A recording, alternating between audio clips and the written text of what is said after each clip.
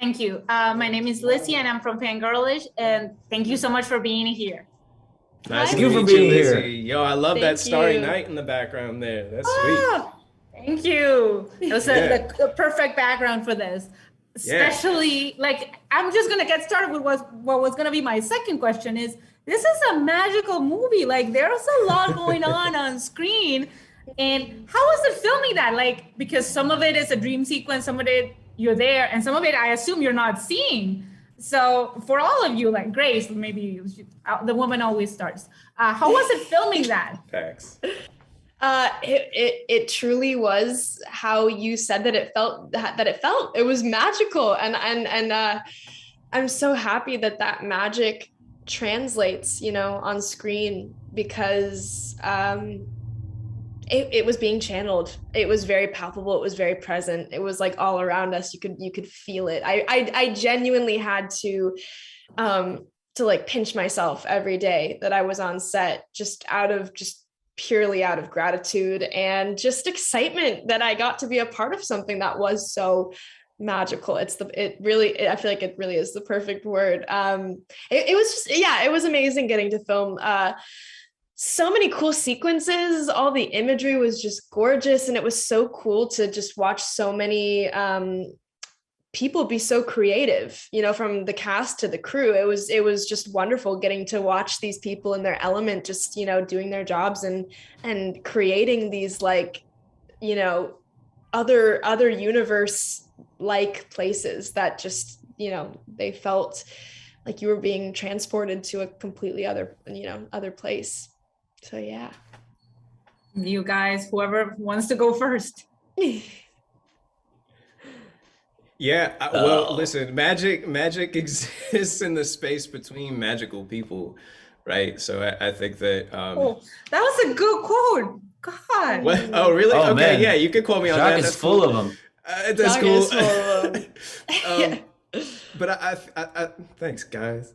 I Dude. feel like well, I'm gonna throw it back on y'all because Pico and Grace and Josephine and Ji Young, every single person on that set encompass their own truth of what their own magic is, right? And being in the space of Northern California, surrounded by these towering redwood trees, you're cycling the pollen of giants, right? And it felt like a kind of Carl Sagan dream, feeling so small and humbled by the wisdom of that forest. And and I think living inside of that fable was so magic, and Josephine masterfully articulated the setting and the characters in such a way that let it breathe.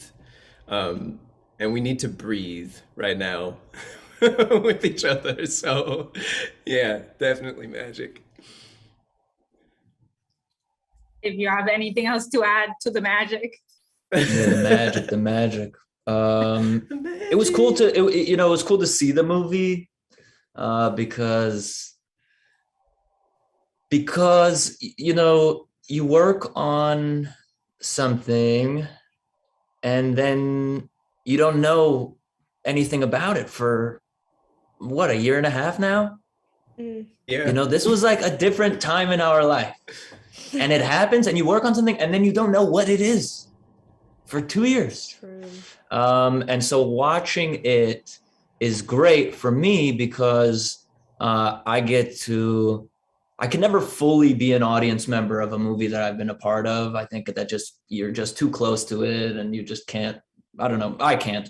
But what I can admire is the work of all the other members of the crew that I didn't really have the time and space for because I was just thinking about my stuff and my performance. But then when you see the movie, you're like, wow, photography, beautiful, set deck, beautiful, costume, beautiful. All these other people milling around trying to make this thing as good as it can be.